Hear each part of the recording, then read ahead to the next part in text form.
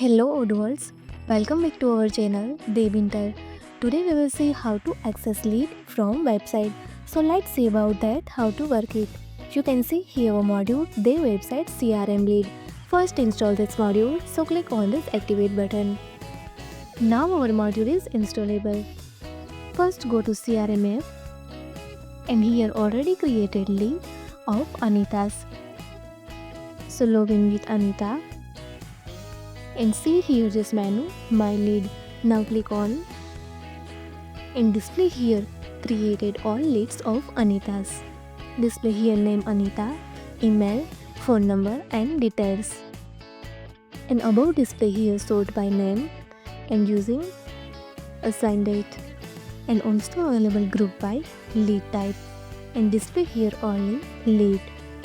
If you found this helpful, do it like, share and subscribe. Thanks for watching this video.